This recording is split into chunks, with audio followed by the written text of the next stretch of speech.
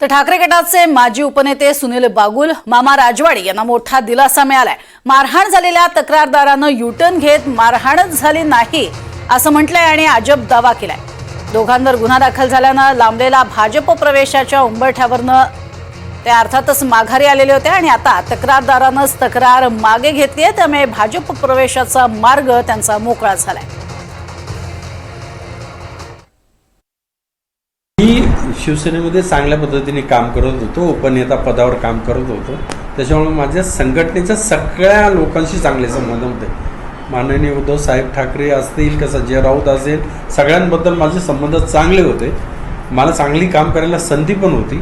त्याच्यामुळे माझी कोणत्याही नेत्याबद्दल काही तक्रार नाही। भाजपमध्ये पक्षप्रवेश करायचा का कोणत्या संघटनेत करायचा ते आता आम्ही ठरवणार आहे। पण आमचा मार्ग मोकळा झाला, कारण आम्ही ज्या संघटनेमध्ये काम केलं त्यांनी आम्हाला काढून टाकलेलं आहे। आता आम्ही मोकळे, आणि मोकळे असल्यानंतर आम्ही निश्चितच कुठे ना कुठे आम्हाला काम करायची सवय आहे। तर त्याच्यामुळे आम्ही कोणत्या ना कोणत्या पक्षामध्ये प्रवेश करणार आहे।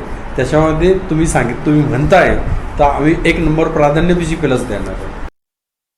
पहिली गोष्ट, जे काही गुन्हे गंभीर स्वरूपाचे ते खोटे गुन्हे होते दाखल। दुसरी गोष्ट, आम्ही महाजन साहेबांना ते ज्या जिल्ह्याचे पालकमंत्री यांना त्यांनी किंवा आमच्यावर जे खोटे गुन्हे दाखल झाले हे त्यांच्या कानावर टाकण्यासाठी गेलेलो होतो, आणि तिथनं कोणीतरी एक व्हिडिओ क्लिप व्हायरल केली आणि त्याच्यानंतर ही सर्व प्रक्रिया झाली। नाही, मी कोणाही नाराज नाही। माझं सन्माननीय जे कोणी शिवसेनेचे श्रेष्ठ पक्षश्रेष्ठ आहे त्यांच्यावर आणि स्थानिक राजकीय किंवा त्या पदाधिकाऱ्यांवर पण मी नाराज नाही। असं काही निश्चित काही ठरलेलं नव्हतं का प्रवेश होणार आहे किंवा काय। आता जे काही सर्व सन्मानित सुनील भाऊ बागुल असतील किंवा आमचे सहकारी किंवा मित्रमंडळ किंवा कार्यकर्ते त्यांच्याशी सर्वांची चर्चा करून पुढील निर्णय घेईल।